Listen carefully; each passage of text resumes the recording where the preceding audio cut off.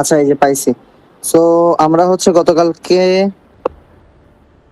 দেখো, তো আমরা হচ্ছে আজকে যেটা পড়বো সেটা হচ্ছে আমরা হচ্ছে গতকালকে ল্যান্থেনাইট সিরিজ এবং অ্যাক্টিনাইট সিরিজের মৌল 57 থেকে মৌল 71 মোট 15টি এবং মৌল 89 থেকে মৌল 103 মোট 15টি এরকম কয়েকটা এক্সট্রাঅর্ডিনারি মৌল সংখ্যা দেখছি, যাদের মাধ্যমে আমরা বুঝতে পারছি তোমার হচ্ছে এইখানে আমাদের হচ্ছে যে পর্যায় সারণীটা আছে সেটাতে কিছু চেঞ্জ আনা হয়েছে, মানে মেইন যে চার্টটা আছে ওইখান থেকে নিচের দিকে একটা পরিবর্তন আনা হয়েছে এবং ওই পরিবর্তনটাই হচ্ছে এইটা।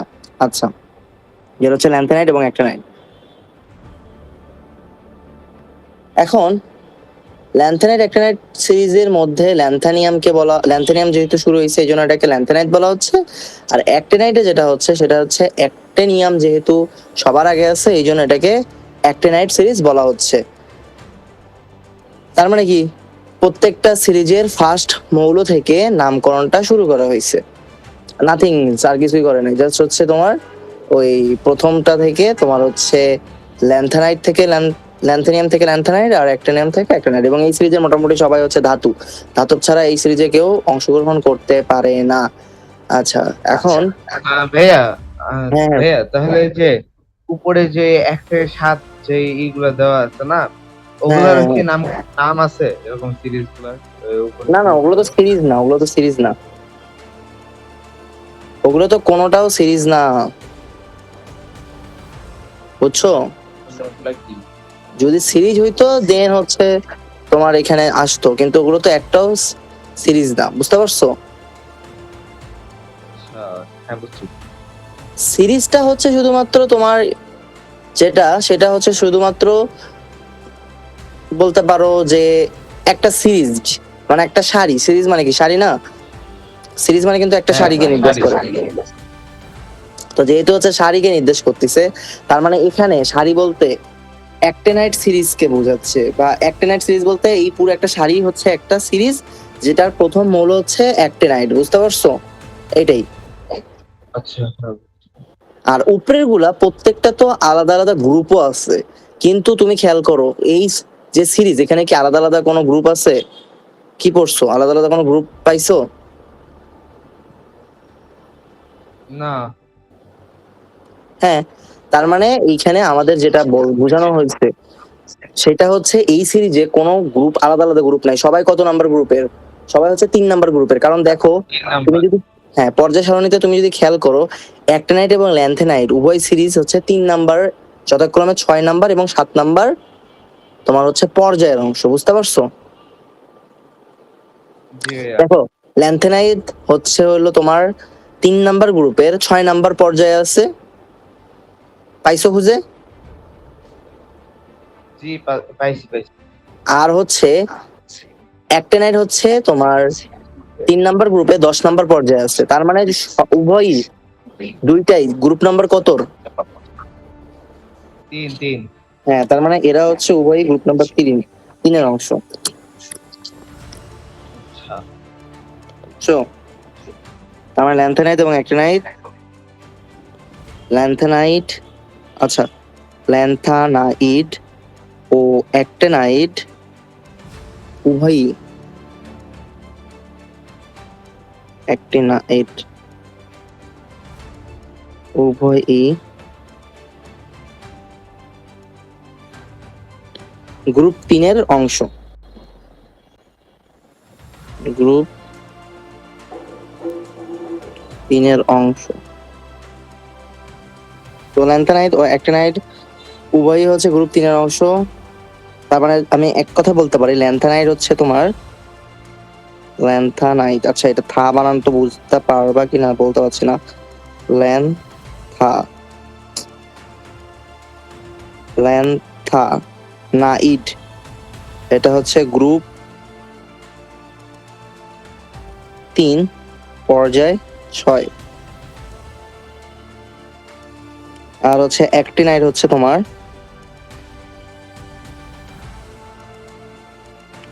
গ্রুপ 3 পর্যায় হচ্ছে 7। তার মানে টোটাল ল্যান্থানাইটটাই হচ্ছে গ্রুপ নাম্বার 7-এর অংশ, বুঝতে পারছো?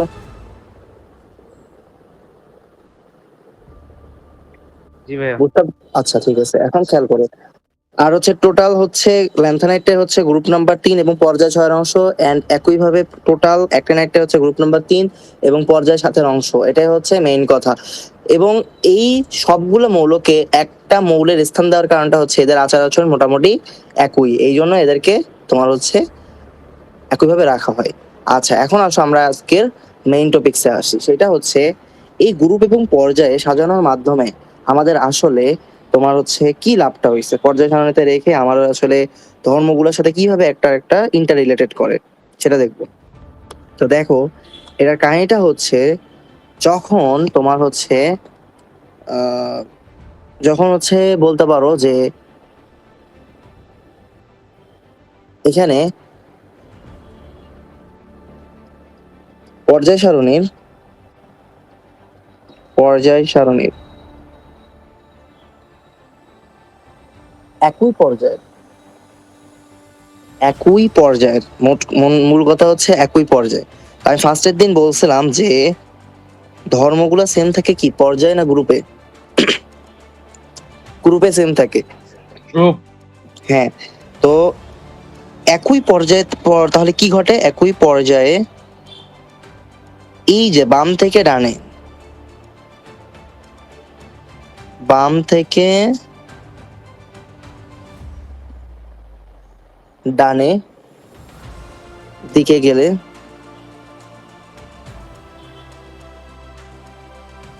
বাম থেকে ডানের দিকে গেলে একই পর্যায়ে বাম থেকে ডানের দিকে গেলে মৌল সমূহের ধর্ম ক্রমান্বয়ে পরিবর্তিত হয়। মৌল সমূহের ধর্ম ক্রমান্বয়ে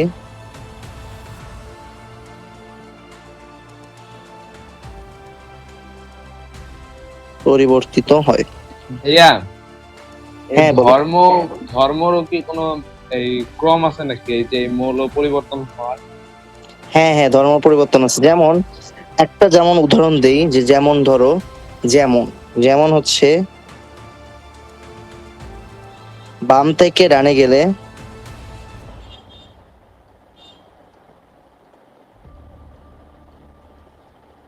ধাতব ধর্ম হ্রাস পায়। তুমি যত ডানে যাবে তত ধাতব ধর্ম হ্রাস পাবে। কেন? তুমি এখন মিলে দেখো যে তোমার হচ্ছে সেকেন্ড পর্যায়ের কথা চিন্তা করো। লিথিয়াম, সে হচ্ছে একটা ধাতু, তাই না? বেরিলিয়াম একটা ধাতু, জি ভাইয়া। তারপরে লিথিয়াম বেরিলিয়াম, অ্যালুমিনিয়াম একটা ধাতু, তারপরে ধীরে ধীরে দেখো লিথিয়াম বেরিলিয়াম অ্যালুমিনিয়াম, কার্বন অর্ধ ধাতু, সিলিকন অধাতু, না লিথিয়াম বেরিলিয়াম বোরন, তারপরে হচ্ছে carbon, lithium beryllium hydrogen helium lithium beryllium boron carbon, nitrogen অধাতু, অক্সিজেন অধাতু, ফ্লোরিন অধাতু, আর নিয়ন তো তোমার হচ্ছে একবারে নিষ্ক্রিয়। তার মানে ধাতু কি ধীরে ধীরে হ্রাস পাইছে, সকল ধাতু হচ্ছে পর্যায় সারণীর বামে অবস্থান করতেছে।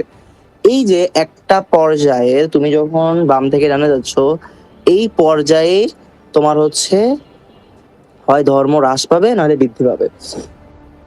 এটা ডিপেন্ড করতেছে আসলে ধর্মটা কেমন, বুঝতে পারছো? এখন ধাতব ধর্ম যদি হ্রাস পায় তার মানে কি অধাতব ধর্ম কি হবে, বৃদ্ধি পাবে, ঠিক না?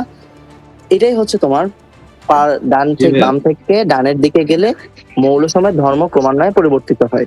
এটাই হচ্ছে এটা বোঝায়। আচ্ছা, আর তোমার একই গ্রুপের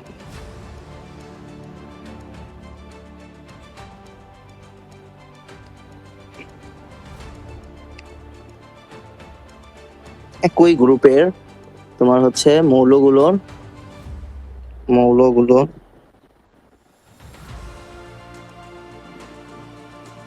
ভৌত ও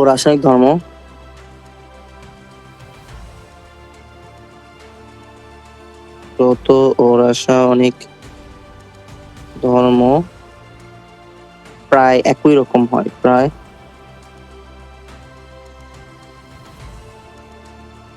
একই রকম হয়। তার মানে দেখো, এক কথায় হচ্ছে পর্যায় এর ক্ষেত্রে ধর্মগুলো ক্রমান্বয়ে চেঞ্জ হয়,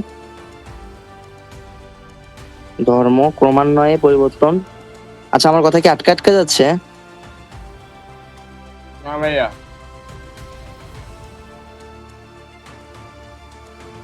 আর তোমার হচ্ছে গ্রুপের ক্ষেত্রে তোমার হচ্ছে কি বলবো, ধর্ম, রাসায়নিক ধর্ম ও ভৌত ধর্ম একই। আচ্ছা, গ্রুপের ক্ষেত্রে রাসায়নিক ও ভৌত ধর্ম একই। রাসায়নিক ও ভৌত ধর্ম একই।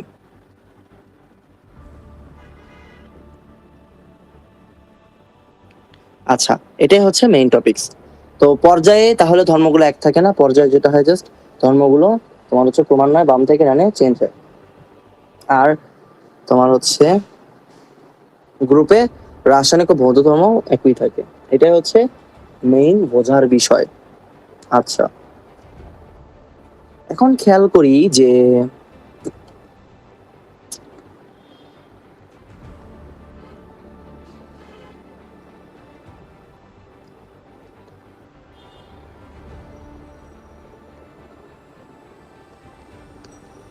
এখন দেখো যে আমাদের ক্ষেত্রে পর্যায় এবং ধর্ম, রাসায়নিক ধর্ম মানে পর্যায়ের সাথে তো রাসায়নিক ধর্মগুলো ক্রমান্বয়ে চেঞ্জ হচ্ছে, আর হচ্ছে গ্রুপের ক্ষেত্রে রাসায়নিক ধর্ম একই হচ্ছে।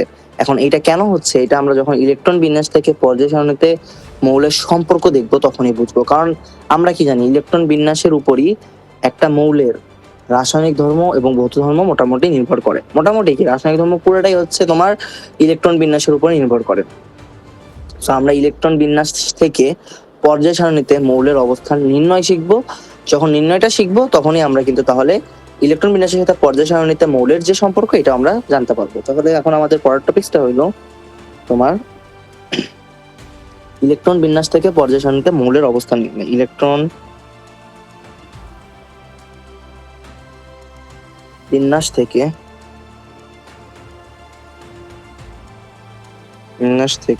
পর্যায় সারণীতে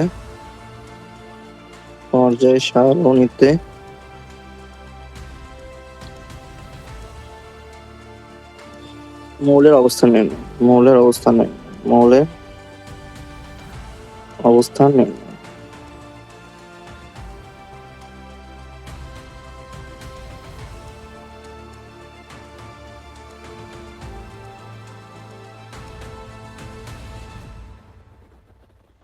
ওকে, তো এখন দেখি যে এখানে আসলে কি বুঝাইছে। এটা বুঝাইছে হচ্ছে ইলেকট্রন বিন্যাস থেকে পর্যায় সারণীতে মৌলের অবস্থান। তো আমরা প্রথম দিন থেকে বলতেছি মৌলের অবস্থান জানতে হইলে আমাকে দুইটা জিনিস জানতে হবে, একটা হচ্ছে কলাম আর একটা হচ্ছে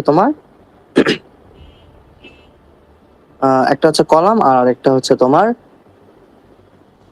সিরিজ বা হচ্ছে গ্রুপ, আর হচ্ছে তোমার কি বলে পিরিয়ড। এই দুটো জিনিস যদি জানি তাহলে কিন্তু আমরা পর্যায় সারণীতে একটা মৌলের অবস্থান জানতে পারবো। সো ধরো যে অবস্থান জানতে হইলে, যেমন প্রথম দিন বলছিলাম যে একটা এক্স ও ওয়াই এক্সিসের গ্রাফ যদি চিন্তা করো, তাহলে এক্স এক্সিসের এবং ওয়াই এক্সিসের মধ্যে যদি তুমি কোনো একটা বিন্দুর পারফেক্ট অবস্থান খুঁজতে চাও তাহলে দুইটা জিনিস লাগবে, একটা হচ্ছে এক্স এর মান আর একটা হচ্ছে ওয়াই এর মান। তো এক্স এর মান এবং ওয়াই এর মানই যদি জানো একমাত্র, তখনই শুধুমাত্র তুমি ওই বিন্দুটার সঠিক অবস্থান নির্ণয় করতে পারবে, তা ব্যতীত নির্ণয় করতে পারবে না। অনুরূপভাবে মৌলের অবস্থান, পর্যায় সারণীতে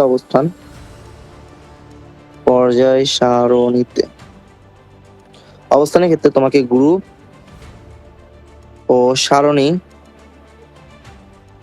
জানতে হবে।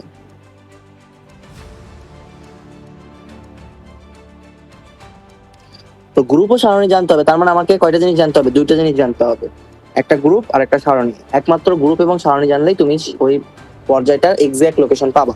যেমন ধরো আমি যদি বলি ম্যাগনেসিয়াম Mg, এটার অবস্থান গুরু মানে যদি বুঝাইতে চাই তাহলে দেখো আমি যদি শুধুমাত্র বলি যে চলো আমি জাস্ট বললাম যে পর্যায় 3, কারণ ম্যাগনেসিয়াম দেখো পর্যায় 3 গ্রুপ 2 এর অংশ, ঠিক না? দেখো তো পর্যায় 3 গ্রুপ 2, গ্রুপ বলতে তোমার হচ্ছে হলো উলম্ব বরাবর রেখাগুলোকে বোঝাচ্ছে, আর হচ্ছে পর্যায় বলতে সমান্তরাল রেখাগুলোকে বোঝাচ্ছে, মানে ভূমি আনুভূমিক রেখাগুলো বোঝাচ্ছে। তা পর্যায় 3 গ্রুপ 2 এর কোন একটা যদি মৌল বুঝাই, তার মানে এটা অলরেডি শুধুমাত্র ম্যাগনেসিয়ামই হবে, অবভিয়াসলি ম্যাগনেসিয়াম হবে, আর কোনো কিছু হবে না। কারণ পর্যায় 3 এবং গ্রুপ 2 এই দুইটা মিলে কোথায় ইন্টারসেক্ট করে? শুধুমাত্র ম্যাগনেসিয়াম ইন্টারসেক্ট করে। তো ম্যাগনেসিয়াম তাহলে ওইটাই একমাত্র মৌল যেটা হচ্ছে পর্যায় 3 এবং গ্রুপ 2 এক্সিস্ট করতে পারবে। এখন তুমি যদি বলো যে না শুধুমাত্র পর্যায় 3 এর মৌল নিব, তো পর্যায় 3 কি শুধুমাত্র ম্যাগনেসিয়াম আছে? পর্যায় 3 সোডিয়াম আছে, ম্যাগনেসিয়াম আছে, তারপরে তোমার হচ্ছে অ্যালুমিনিয়াম আছে, সিলিকন আছে, অনেক কিছু আছে। সো তুমি যদি শুধুমাত্র পর্যায় বলো তাহলে কিন্তু অনেকগুলা মৌলকে বোঝাবে। এখন আবার ধরো তুমি বললা যে গ্রুপ 2 এর মৌল নিব, তাহলে তো গ্রুপ 2 এর মৌল নিলেও কিন্তু হবে না, তাহলে তোমার বেরিলিয়াম, ম্যাগনেসিয়াম, ক্যালসিয়াম এতগুলাকে বোঝাবে।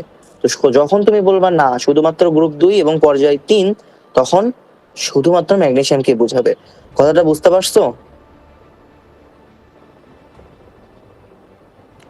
আলিশা বুঝছো? জি ভাইয়া। আচ্ছা রাইসা বুঝতে পারছো? জি ভাইয়া। আচ্ছা, তো আমরা যদি ইলেকট্রন বিন্যাস থেকে পর্যায় সংখ্যা এবং গ্রুপ সংখ্যা নির্ণয় করতে পারি, তাহলে তোমার হচ্ছে এইখানে আমি হচ্ছে ওই মৌলটার এক্সাক্ট লোকেশনটা নির্ণয় করতে পারবো। তো দেখি কি কি হচ্ছে এখানে নির্ণয় করা যায়। আচ্ছা, তো দেখো যে এখানে দেখো যে পর্যায় সারণীতে তোমার হচ্ছে অবস্থান নির্ণয়ের জন্য পর্যায় সারণীর সাথে সম্পর্ক থাকতে হবে গ্রুপ এবং সারণীর সাথে। তো গ্রুপ এবং সারণী যদি আমি ইলেকট্রন বিন্যাস থেকে নির্ণয় করতে পারি, তাহলে আমি ইলেকট্রন বিন্যাস থেকে ওই মৌলের মেইন অবস্থানটা নির্ণয় করতে পারবো। আচ্ছা, এখন দেখো কিভাবে বের করা যায়। তো পর্যায় নাম্বার বের করা সবচেয়ে ইজি, পর্যায় নাম্বারটা সবচেয়ে ইজি, এই জন্য আমরা সবার আগে পর্যায় নাম্বার বের করাটা শিখবো। যে পর্যায় নাম্বারটা কি। পর্যায় নম্বর,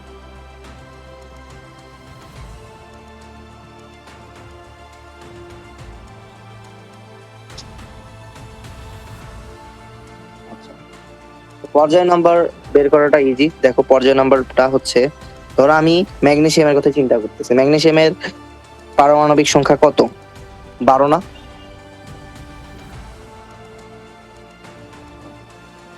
তো এটাকে আমরা ইলেকট্রন বিন্যাস যদি করি, তো ম্যাগনেসিয়ামের যেহেতু পারমাণবিক সংখ্যা হচ্ছে 12, তো এটাকে যদি আমি এখন তোমার ইলেকট্রন বিন্যাস ঘটাই, তাহলে এর ইলেকট্রন বিন্যাসটা হবে যে 1s2 2s2 2p6, 10টা হয়ে গেছে, এখন 3s2। এখন দেখো 3s2 যে বললাম, খুব ভালো কথা যে এই পর্যন্তই তার হচ্ছে ইলেকট্রন বিন্যাস। এখন ইলেকট্রন বিন্যাস থেকে কিভাবে পর্যায় নাম্বার বের করা যাবে, সেটা হচ্ছে তোমার কোন একটা মৌলের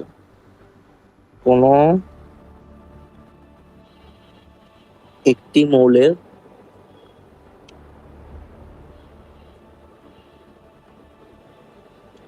ইলেকট্রন বিন্যাসের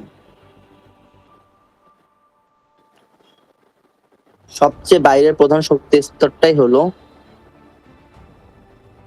সবচেয়ে বাহিরের প্রধান শক্তি স্তরের নাম্বারটা প্রধান শক্তি স্তরের নম্বর তার পর্যায় নম্বর।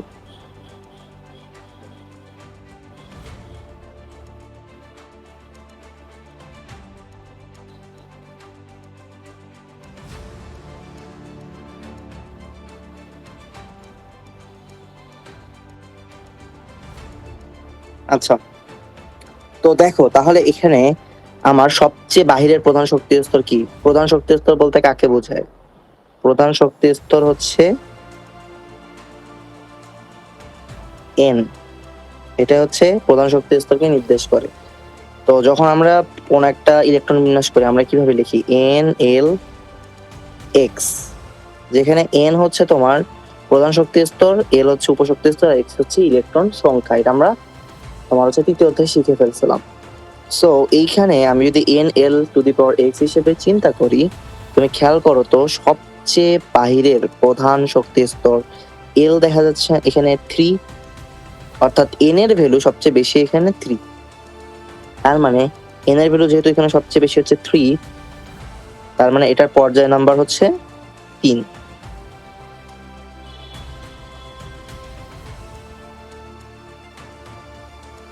বুঝতে পারছো? আচ্ছা, অনুরূপভাবে তুমি যদি চিন্তা করো যে আয়রনেরটা দেখবা যে আয়রন হচ্ছে 26,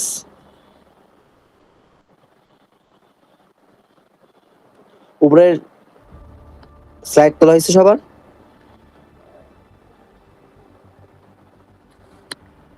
দেখো তোমার এখানে আয়রনের কথা যদি আমি চিন্তা করি যে আয়রন বা হচ্ছে Fe, Fe হচ্ছে 26, Fe 26, এটা হচ্ছে 1s2 2s2 2p6 3s2 3p6 4s2 থাকবেই, তারপরে 3d তোমার হচ্ছে 6, 3d হচ্ছে 6 না দুঃখিত, 3d হচ্ছে তোমার, হ্যাঁ 3d 6ই থাকবে।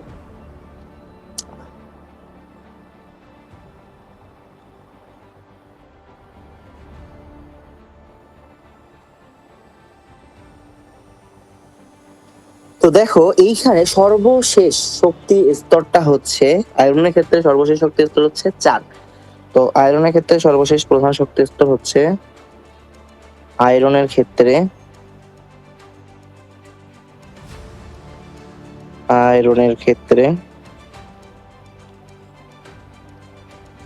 সর্বশেষ প্রধান শক্তি স্তর হচ্ছে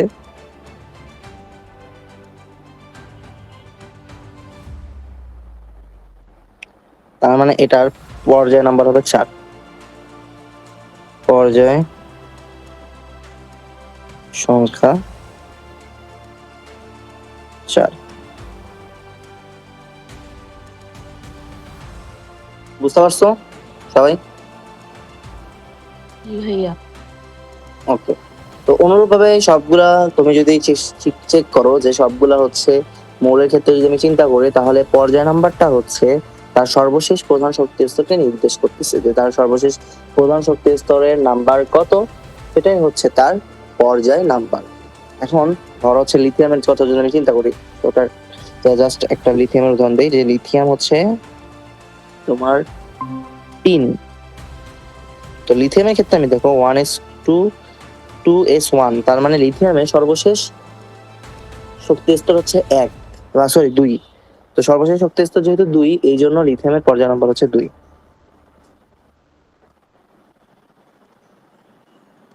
লিথিয়ামের ক্ষেত্রে সর্বশেষ প্রধান শক্তি স্তর হচ্ছে 2, তার মানে এখানে পর্যায় সংখ্যা হচ্ছে 2।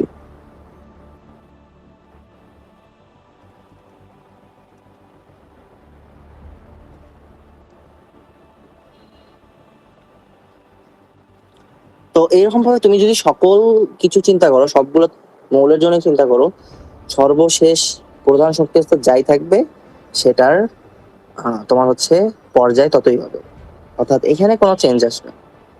এখন আসো যে তাহলে আমাদের গ্রুপ নাম্বার বের করার তাহলে নিয়মটা কি? সো গ্রুপ নাম্বারটা হচ্ছে, দেখো যে গ্রুপ নাম্বার যদি আমি বলি যে group number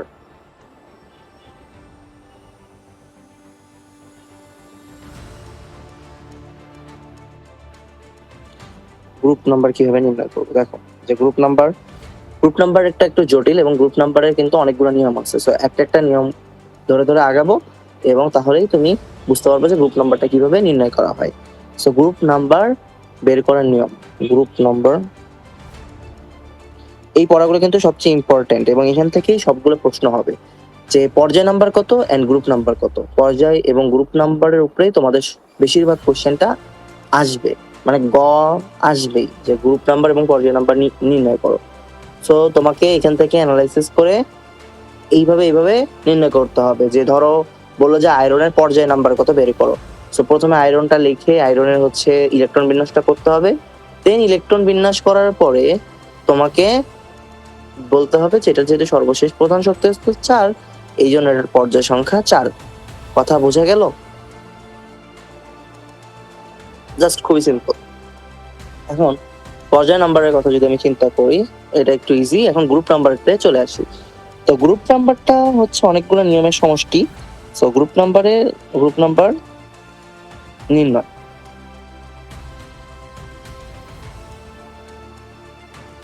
so group number নির্ণয়ের ক্ষেত্রে আমরা কি করতে পারি সেটা হচ্ছে, দেখো যে নিয়ম 1,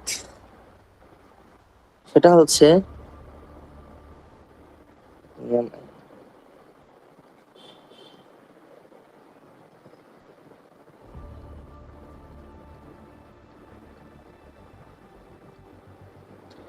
নিয়ম হচ্ছে 1, এটা হচ্ছে কোন মৌলের ইলেকট্রন বিন্যাসের বাইরের প্রধান শক্তি স্তরে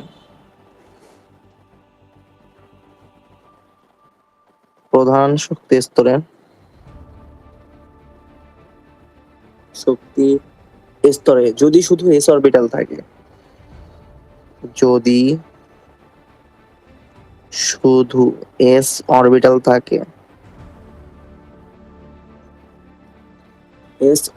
থাকে, তবে ওই এস অরবিটালের মোট ইলেকট্রন সংখ্যায়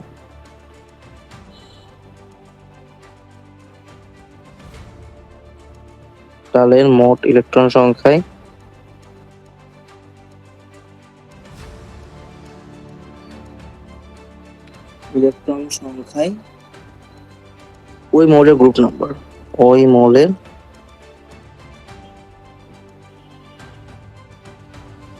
গ্রুপ নাম্বার।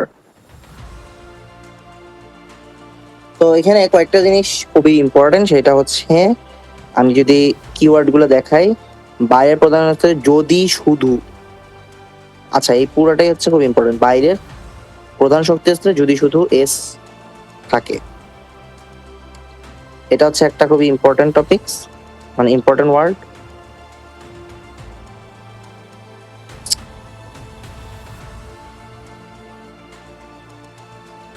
হ্যাঁ, আরেকটা ইম্পর্টেন্ট হচ্ছে ওই এস অরবিটালের মোট ইলেকট্রন। সো এই দুটো জিনিসই হচ্ছে ইম্পর্টেন্ট। তার মানে এই যে ইলেকট্রন সংখ্যাটা আসতেছে, এটা শুধুমাত্র কার থেকে আসতেছে? একটা এস অরবিটাল থেকে আসতেছে। এখন এইখানে তোমাদের যেহেতু একটু ভুল করছে, এস উপশক্তি স্তর হবে, এখানে তোমাদের বই অরবিটাল লিখছে, বাট এসটা অ্যাকচুয়ালি উপশক্তি স্তর। কারণ আমরা যখন পড়ছিলাম তখন বুঝাইছি যে শক্তি স্তর, উপশক্তি স্তর, অরবিটাল, তারপর হচ্ছে স্পিন। অরবিটাল হচ্ছে অরবিটালের ভিতর শুধুমাত্র তোমার 2টা ইলেকট্রন থাকতে পারে, অরবিটাল অন্য জিনিস। সো বইয়ে তোমার অরবিটাল আছে, বাট এটা অ্যাকচুয়ালি উপশক্তি স্তর, এস হচ্ছে উপশক্তি স্তর।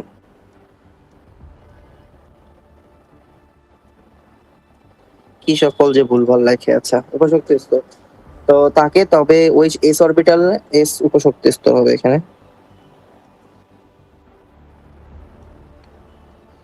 উপশক্তি স্তরে মোট ইলেকট্রন সংখ্যায় ওই মৌলের গ্রুপ নাম্বার। আচ্ছা, তো উপশক্তি স্তর, দেন হচ্ছে অরবিটাল এবং শক্তি স্তর, এই তিনটা জিনিস একদমই আলাদা আলাদা, এবং এখানেও অরবিটাল এবং উপশক্তি স্তরের ভিতর মিক্স করার কখনোই পসিবল না, যেটা তোমাদের বই করে ফেলছে। অ্যান্ড এটা একটা অনেক বড় ভুল আমি বলবো, তো এটা ঠিক করা মানে উচিত। তো এটা হচ্ছে অনেকদিন আগে থেকে আছে, এতদিন যে কিভাবে টিকে আছে আমি জানি না, সরকার চেঞ্জ হয়ে গেল 3টা, কিন্তু বইয়ের ভুলের কোনো পরিবর্তন নেই, এটা একটা মারাত্মক ভুল। আচ্ছা, তো বাইরের প্রধান শক্তি স্তর যদি শুধু এস থাকে, উপশক্তি স্তর শুধু এস উপশক্তি স্তর থাকে, তবে এস উপশক্তি স্তরের মোট ইলেকট্রন সংখ্যা হবে ওই মৌলের গ্রুপ নাম্বার। আচ্ছা, এটা বলতে অ্যাকচুয়ালি কি বুঝাইছে? এটা বুঝাইছে হচ্ছে শুধুমাত্র এস অরবিটাল থাকবে, এস উপশক্তি স্তর, তো অন্য কোনো উপশক্তি স্তর থাকা যাবে না। যেমন ধরো হাইড্রোজেনের ক্ষেত্রে আমি যদি বলি, হাইড্রোজেন 1, তার মানে 1s1। সর্বশেষ কক্ষপথ এবং সর্বপ্রথম কক্ষপথ হাইড্রোজেনের একই, এই জন্য সর্বশেষ কক্ষপথ হাইড্রোজেনের 1, তার মানে পর্যায় 1। আচ্ছা, আমরা একই সাথে পর্যায়ও লিখি যে এটার পর্যায় 1। গ্রুপ হচ্ছে, দেখো আমাদের যে সূত্রটা মানে যে স্টেটমেন্টটা ছিল, তো ওখানে দেখো যে সর্বশেষ কক্ষপথে শুধুমাত্র এস উপশক্তি স্তর থাকবে। তো সর্বশেষ কক্ষপথে তুমি খেয়াল করো শুধুমাত্র একটা এস উপশক্তি স্তর আছে, আর কিচ্ছু নাই। এই জন্য ওই এস এর যে ইলেকট্রন সংখ্যাটা হবে, এখানে এস এর ইলেকট্রন সংখ্যাটা হচ্ছে 1, তার মানে গ্রুপ হবে এখানে 1।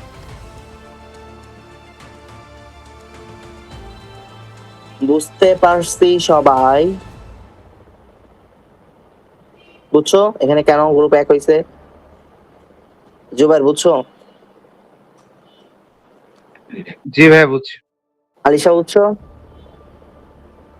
জি ভাইয়া বুঝছি।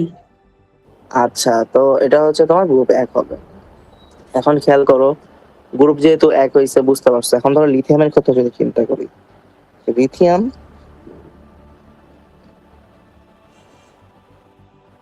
তোমার হচ্ছে 3।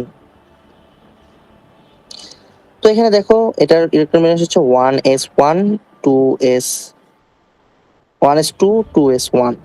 সর্বশেষ কক্ষপথ হচ্ছে এইটা, এটা একটা পুরোটা একটা কক্ষপথ, এটা একটা কক্ষপথ। তো আমার সর্বশেষ কক্ষপথ এখানে 2, এই জন্য এটার পর্যায় হবে 2।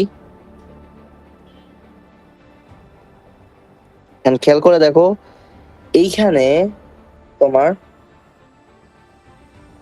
এই পর্যায়ে তোমার হচ্ছে এই সর্বশেষ যে শক্তি স্তর 2 শক্তি স্তর, এই শক্তি স্তরে অন্য কোনো উপশক্তি স্তর আছে বা কি আছে? কিচ্ছু নেই, শুধুমাত্র একটা এস আছে, অর্থাৎ 2 এর মধ্যে শুধুমাত্র এস আছে, এই জন্য এটার গ্রুপ হবে 1। আচ্ছা, ম্যাগনেসিয়ামের কথা চিন্তা করো, ম্যাগনেসিয়াম হচ্ছে 12। তো ওর হচ্ছে 1s2 2s2 2p6 3s2। তো ওর দেখো মানে ম্যাগনেসিয়ামের দেখো যে শক্তি স্তর হচ্ছে 3টা, এটা একটা শক্তি স্তর, এই 2 মিলে একটা শক্তি স্তর, আর এইটা একটা শক্তি স্তর, 3 নাম্বার শক্তি স্তর। মানে লাল কালি দিয়ে আমি শক্তি স্তর গুলাকে গ্রুপ ওয়াইজ সাজাচ্ছি। তো সর্বশেষ শক্তি স্তর যেহেতু এইটা, আমাকে এটা নিয়ে কনসিডার করতে হবে। সো এই বক্সের মধ্যে তুমি দেখো 3 এর মধ্যে আর কোনো কিন্তু এস বাদে পি ডি এফ নাই। তো এই জন্য এইটার ক্ষেত্রে তোমার আসবে পর্যায় 2, পর্যায় 2 হবে না, কত হবে বলো? পর্যায় হবে 3, কারণ সর্বশেষ এন হচ্ছে 3, তার মানে পর্যায় 3ই হবে, আর গ্রুপ হবে তোমার এখানে 2। আচ্ছা, আমি চাইলাম যে ম্যাগনেসিয়াম যেহেতু 12 আছে, আমি এবার অ্যালুমিনিয়াম 13 এরটা বের করব।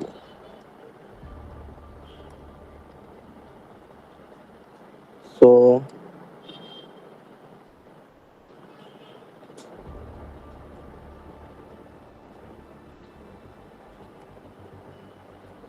অ্যালুমিনিয়াম হচ্ছে 13,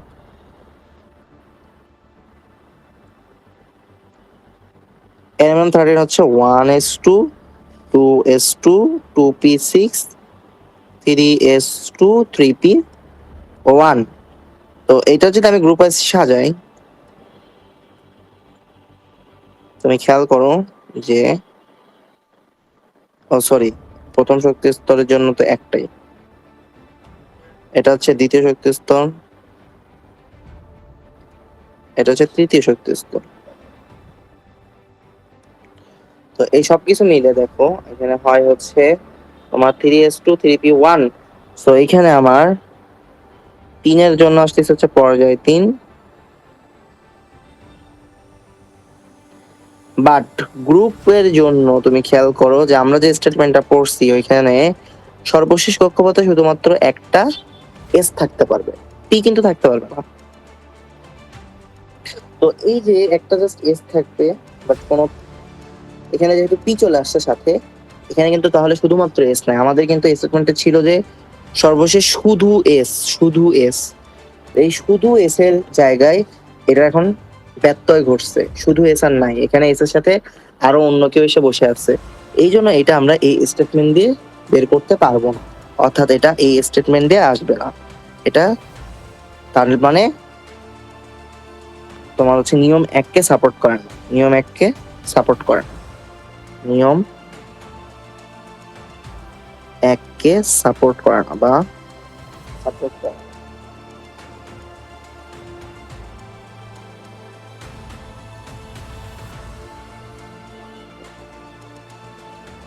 বুঝা গেল? জি ভাইয়া। ওকে,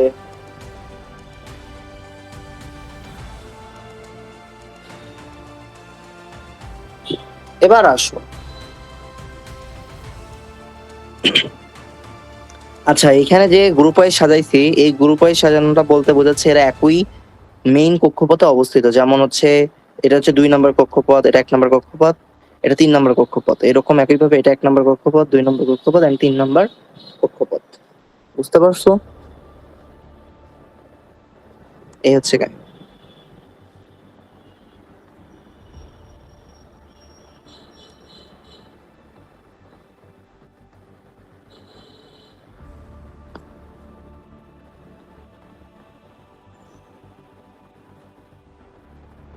আচ্ছা, এখন দেখো আমরা নিয়ম 2 এ যাব। নিয়ম 2,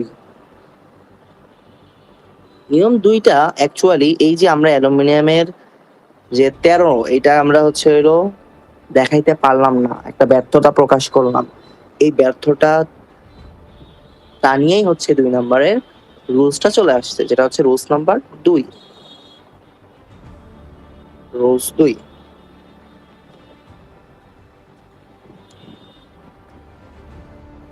রুলস নাম্বার 2।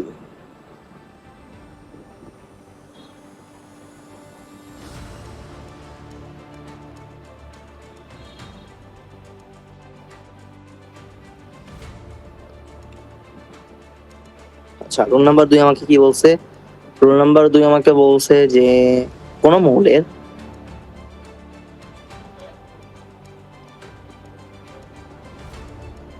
মৌলের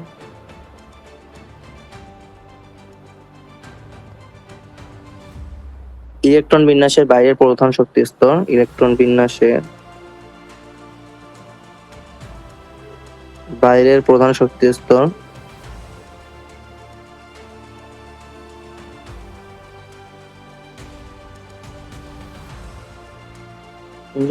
যদি শুধু এস ও পি অরবিটাল থাকে, এসওপি অরবিটাল বলবো না, আমি বলবো উপশক্তি স্তর।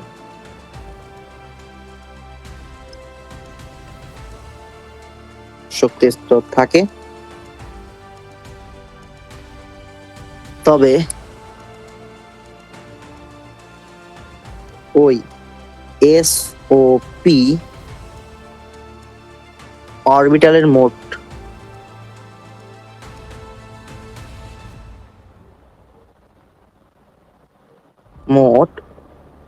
ইলেকট্রন সংখ্যার সাথে, এই অরবিটাল লিখতেছি কেন, মোট এসওপি উপশক্তি স্তরে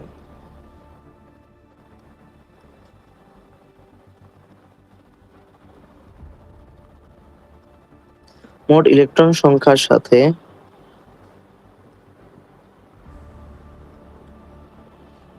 10 যোগ করলে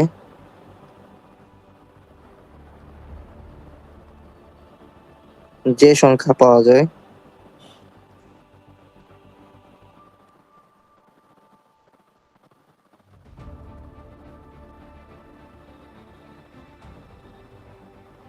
সেই সংখ্যাটি ওই মৌলের গ্রুপ নাম্বার।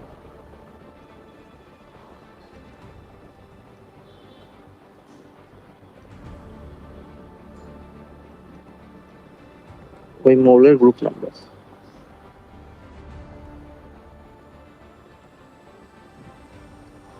আচ্ছা, তার মানে দেখো এখানে কয়েকটা মেইন কিওয়ার্ড আছে, সেটা হচ্ছে শুধু এসওপি, উপশক্তি স্তর থাকে, তাহলে ওই এস ও পি উপশক্তি স্তরের মোট ইলেকট্রন সংখ্যার সাথে 10 যোগ করলে সেটা হবে মূলের গ্রুপ নাম্বার। অর্থাৎ এক কথায় এস প্লাস পি প্লাস 10, অর্থাৎ এস এর ইলেকট্রন, পি এর ইলেকট্রন আর 10টা ইলেকট্রন যোগ করলে সেটা হচ্ছে আমাদের ওই গ্রুপ নাম্বারটা ডিফাইন করবে। সো শুধু এস ও পি থাকা বলতে কি বোঝাচ্ছে, আর 10ই বা কেন যোগ করব এইটা এখন দেখতেছি। দেখো আমরা অ্যালুমিনিয়াম করতে যে আটকে গেছিলাম, কারণ অ্যালুমিনিয়ামের গ্রুপ নাম্বার সরি পর্যায় নাম্বার হচ্ছে 13। সো 1s2, দেন হচ্ছে 2s2, 2p6, দেন হচ্ছে 3s2, 3p1। সো আমি যদি এদেরকে তোমার হচ্ছে এইভাবে সাজাই, দেন দেখো এখানে 1 নাম্বার তোমার হচ্ছে শক্তি স্তর, 2 নম্বর শক্তি স্তর, এটা হচ্ছে 3 নম্বর শক্তি স্তর। সো এইখানে যেটা হবে সেটা হচ্ছে দেখো যে এখানে আমার সর্বশেষ শক্তি স্তরে, দেখো সর্বশেষ বা বাইরের প্রধান শক্তি স্তরে শুধু এসওপি, শুধু এসওপি, এখানে শুধু এস আর শুধু পি আছে, ডি এফ নাই। মানে ডি থাকলে তখন আলাদা হিসাব হইতো, শুধুমাত্র যেহেতু এস আর পি আছে সুতরাং এই এসওপি এর ইলেকট্রন সংখ্যা, আচ্ছা আগে পর্যায়টা বলি, পর্যায় হচ্ছে 3, কারণ সর্বশেষ কক্ষপথ 3। আর যেহেতু শুধু এসওপি আছে তাহলে এসওপি উপশক্তি স্তরের মোট ইলেকট্রন সংখ্যা, এখানে এসওপি এর মোট ইলেকট্রন সংখ্যা হবে 2 + 1 আর সাথে হচ্ছে আসবে 10, তাহলে এটা হবে 13। এই যে 13, এই 13টাই হচ্ছে এখানকার গ্রুপ নাম্বার, অর্থাৎ গ্রুপ হচ্ছে তোমার 13। বোঝা গেল গ্রুপ কিভাবে নির্ণয় হয়? আলিশা বুঝতে পারছো? ভাইয়া বুঝতে পারছি। রাইসা বুঝছো? জি ভাইয়া বুঝছি। জুবায়ের? জি বুঝছি ভাইয়া। আচ্ছা এখন দেখো ক্লোরিনটা যদি আমি এখন একবার দেখি ক্লোরিনের কি অবস্থা, যদি আমি ক্লোরিনেরটা চেক করি। সো ধরো এখানে 10 যোগ করার পিছনে কিন্তু একটা লজিক আছে, এই লজিকটা আজকে আলোচনা করতে পারলে করব, আর না পারলে তো কালকে করে ফেলবো, অসুবিধা নেই। সো ক্লোরিনেরটা একবার দেখি যে ক্লোরিনের হচ্ছে, ক্লোরিন হচ্ছে 17, এখানে 1s2, দেন হচ্ছে 2s2, 2p6, দেন হচ্ছে 3s2, দেন হচ্ছে 3p5। সো দেখো যে ক্লোরিনের যে ইলেকট্রন বিন্যাস, এই ইলেকট্রন বিন্যাসকে আমি যদি অবজার্ভ করি তাহলে এটা একটা শক্তি স্তর, এটা একটা শক্তি স্তর, দেন এটা একটা শক্তি স্তর, এন্ড এই সবগুলো শক্তি স্তরের মধ্যে এখানে দেখো যে আমার এটার পর্যায় হবে আমার 7, সরি পর্যায় হবে 3, কারণ দেখো সর্বশেষ কক্ষপথ হচ্ছে 3, এই জন্য এটার পর্যায় 3। আর আমি যদি এটার হচ্ছে তোমার গ্রুপ বের করি, তো গ্রুপ হবে তোমার, যেহেতু সর্বশেষ কক্ষপথে শুধুমাত্র এস ও পি আছে তাহলে এস প্লাস পি প্লাস হচ্ছে 10 হবে, মানে ইলেকট্রন, এস এর ইলেকট্রন এবং পি এর ইলেকট্রন প্লাস হচ্ছে 3, তার মানে এস এর ইলেকট্রন এখানে 2, পি ইলেকট্রন 5 আর 10 হচ্ছে 10, তার মানে এখানে 17 নাম্বার গ্রুপ হবে, অর্থাৎ গ্রুপ নাম্বার 17। এবং পর্যায় সারণীতে তুমি গিয়ে দেখো যে তোমার পর্যায় সারণীর গ্রুপ নাম্বার 17-এ ক্লোরিনের অবস্থিতি আছে। আচ্ছা এটা কারণটা এখন বলি। কারণটা হচ্ছে তোমাদেরকে যখন আমি পর্যায় সারণী বলছিলাম যে কেন 10 যোগ করতেছি, দেখো ক্লোরিন অবস্থান করতেছে তোমার এই বরাবর, মাঝখানে দেখো এই লাইনগুলো কিন্তু গ্যাপ পড়ে যাচ্ছে ক্লোরিনের জন্য, বা যে কোনো আসতেছে, যে কোনো আসতেছে বলতে দেখো আমি বলছিলাম এটা হচ্ছে এস ব্লক, এটা হচ্ছে ডি ব্লক, আর এটা হচ্ছে পি ব্লক। এখন পি ব্লক মৌল, এস ব্লক মৌল বা ডি ব্লক মৌল বলতে অ্যাকচুয়ালি কি বোঝাচ্ছে এটাকে বুঝাই। দেখো কোন একটা জিনিসের ব্লক বলতে বোঝাচ্ছে যে ধরো ধরো জাস্ট বললাম যে পি ব্লক মৌল, পি ব্লক মৌল,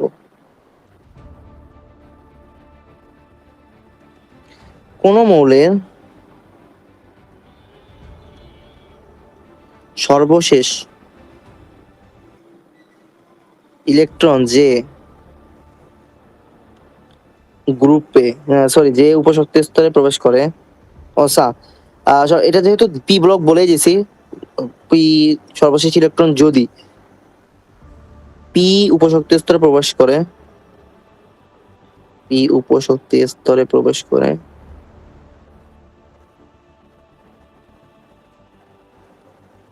তবে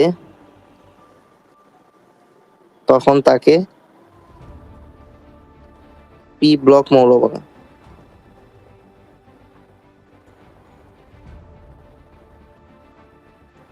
এখন ডি ব্লক মৌল বলতে কোন মৌলের সর্বশেষ ইলেকট্রন যদি ডি উপশক্তি স্তরে প্রবেশ করে তবে তখন তাকে ডি ব্লক মৌল বলে। এস ব্লক মৌল বলতে কোন মৌলের সর্বশেষ ইলেকট্রন যদি এস উপশক্তি স্তরে প্রবেশ করে তখন তাকে এস ব্লক মৌল বলে। তাহলে দেখো এই যে আমাদের যখন পর্যায় সারণী সাজানো হয়েছে, দেখো একটু আগে খেয়াল করো যে আমরা লিথিয়াম হিলিয়ামের যে অবস্থানগুলো বের করছিলাম, সর্বশেষ কক্ষপথে ইলেকট্রনটা কিন্তু তোমার হচ্ছে ম্যাগনেসিয়াম বলো বা হচ্ছে হিলিয়াম হাইড্রোজেন বলো বা হচ্ছে তোমার লিথিয়াম বলো, সবারই কিন্তু এস অরবিটালে প্রবেশ করছে। সর্বশেষ কক্ষপথটা এস উপশক্তি স্তরে সাব অরবিটা প্রবেশ করছে। তোমাদের বইয়ের সাথে সাথে আমারও হচ্ছে অভ্যাস খারাপ হয়ে যাচ্ছে। তো এস উপশক্তি স্তরে যেহেতু প্রবেশ করতেছে এই জন্য এটা হচ্ছে এস ব্লক মৌল। এখন দেখো ক্লোরিন কোথায় প্রবেশ করছে, ক্লোরিনের ইলেকট্রন কিন্তু সর্বশেষ পি ব্লক মানে পি হচ্ছে উপশক্তি স্তরে প্রবেশ করছে ক্লোরিনের ক্ষেত্রে, পি উপশক্তি স্তর। তাহলে এই জন্য এটাকে বলা হয় পি ব্লক মৌল। আবার অ্যালুমিনিয়ামের ক্ষেত্রে দেখো সর্বশেষ ইলেকট্রনটা পি ব্লক মানে পি উপশক্তি স্তর প্রবেশ করছে, এই জন্য অ্যালুমিনিয়াম হচ্ছে পি ব্লক মৌল। এখন তুমি এখানে এস রাখছো, এখানে পি রাখছো, মাঝখানে দেখো ডি ব্লকের জন্য 10টা ঘর ফাঁকা রাখা হয়েছে, কিন্তু ইলেকট্রন তো এস এর পরে পিতে ঢুকবে, ঠিক না? স্বাভাবিকভাবে এস এর পরে পিতে ঢুকে। তো এখানে দেখো 13 নাম্বার থেকে মেবি হচ্ছে তোমার 10টা রাখা হয়েছে ডি ব্লকের জন্য। তাহলে তোমার যেহেতু এস এ ধরো হচ্ছে 2টা ইলেকট্রন প্রবেশ করছে এবং তারপরে যেহেতু পিতে আসছে, থাকার কথা ছিল এখানে, অ্যালুমিনিয়ামে থাকার কথা ছিল এখানে। কারণ ধরো এটা হচ্ছে হাইড্রোজেন, এটা হচ্ছে হিলিয়াম, এরপরে lithium, beryllium, boron, carbon, nitrogen, oxygen, fluorine, neon, তারপর হচ্ছে সোডিয়াম, ম্যাগনেসিয়াম, দেন হচ্ছে অ্যালুমিনিয়াম এখানে চলে গেছে, কিন্তু থাকার কথা ছিল এখানে। এই যে এত দূর একটা শিফট করছে, কয়টা ঘর ওভারটেক করছে? 10টা ঘর ওভারটেক করছে, হুদাই ওভারটেক করছে। তো এই যে একটা হুদা কারণে হচ্ছে বা এমনি কারণে হচ্ছে 10টা ঘর ওভারটেক করা লাগছে, এই জন্য এখানে 10টা যোগ করতে হয়। বুঝতে পারছো যে এখানে কেন 10 যোগ করছি? এই জন্য এখানে 10টা যোগ করতে হয়। এই 10টা আসলে আসে ওই ডি ব্লককে অতিক্রম করার জন্য। বুঝতে পারছো সবাই? বুঝছো? আলিশা বুঝছো? হিলিয়ামেরটা কেমন হবে? আচ্ছা, সরি, হ্যাঁ, না, হিলিয়ামের তো এস এ তো লাস্টে 2টা, তো ওখানে এস 2টা, ওর তো গ্রুপ সংখ্যা তো 2 না, না সরি, হিলিয়াম না, লাস্ট কর্নার ওই ডান সাইডে। আচ্ছা, হিলিয়াম এখানে এক্সেপশনাল। হিলিয়ামের যেহেতু সম্পূর্ণ কক্ষপথ ফুলফিল করছে এবং ও নিষ্ক্রিয় ধর্ম প্রদর্শন করতেছে, এই জন্য ওকে আর রাখার জায়গা নেই, ওকে 18 নম্বর গ্রুপেই দেওয়া হয়েছে। বুঝতে পারছো? এটা হচ্ছে ধর্মের সাথে রিলেট করে দেওয়া হয়েছে। এখানে শুধুমাত্র হিলিয়ামকে সাজানো যাবে না, হিলিয়াম বাদে সবাইকে সাজাতে পারবে। বুঝতে পারছো? হিলিয়াম হচ্ছে এখানে এক্সেপশন। জি ভাই, বুঝছি। আচ্ছা, তো একটা যে তাহলে দেখো এটা হচ্ছে ব্লক মৌল বলে। সো এখন দেখো যে আধুনিক পর্যায় সারণীর মূল স্তম্ভ কোনটি, এটা কিন্তু এমসিকিউ আসে। সো আধুনিক পর্যায় সারণীর মূল স্তম্ভ হচ্ছে তোমার ইলেকট্রন বিন্যাস। আধুনিক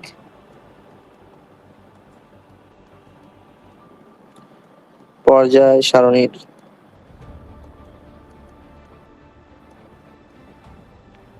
মূল নীতি হলো ইলেকট্রন বিন্যাস। বুঝতে পারছো?